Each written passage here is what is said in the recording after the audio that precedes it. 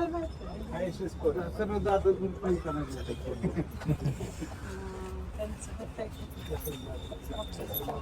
5 वर्षापूर्वी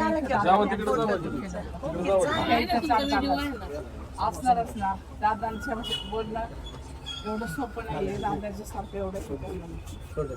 दादाने मला हात देऊन वरती घेतलं, काम चालू होतं. ऊन वारा पाऊस काहीच नाही, दादानी एवढं सण केलेलं आहे. एवढं दादानी ह्या मातीचं सोनं केले. आज या इथं लोक उतारा आणून टाकायचे, इतकी बेकारी होती या रस्त्यावर. नको असं इथं तर गहाणे आमके. आता इथं बसून लोक जेवतात, वडे पाव खातात. एवढी दादाने सोय केली, एवढी दादाने म्हणजे सोन्यासारखी जेजुरी केली अशी ही बारामती. पण आता फक्त पब्लिक आम्ही लक्ष देतो, कुणी घाण करतं कुणी काय. हक्काने आम्ही बोलतो की इथं कचरा टाकायचा, इथं थुकायचं नाही. गुटखे खाऊन थुकतात झाडापाशी. तर आम्ही नेहमी असं दादांचं प्रत्येक वेळेस दादांना आम्ही सहकार्य करतो आणि करणार. आणि इथून पुढे बी ताईंना आम्ही सहकार्य करणार म्हणजे करणार, खूप करणार. आम्ही वॉकिंगला येताना आमच्या बरोबर दादांनी चहा सुद्धा घेतलाय. आम्ही इथं नेहमी फिरायला येतो.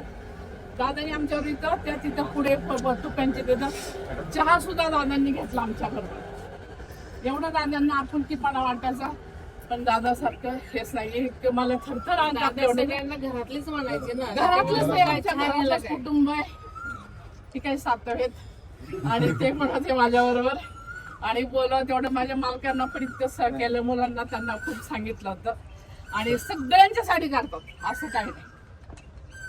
त्यांच्या दादांनी केलं आणि आता इथून पुढे पण मी करत राहणार. नक्की तुम्ही आहे ना, तुम्हाला नक्की आहे, नक्की आहे, हे मात्र सर.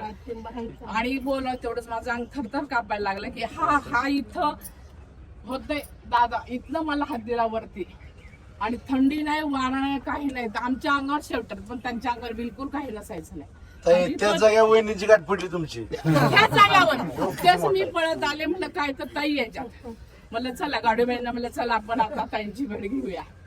खूप छान आहे. आम्ही सहकार्य करणार, आम्ही लक्ष पण देणार इथे सगळ्यांशी. म्हणजे कर्तव्यदारे करणारे सगळे चांगले, सगळे तुम्ही काळजी करू नका, काही नका. व्यवस्थित आहे, सगळे छान आहे आणि होणार. जगदाय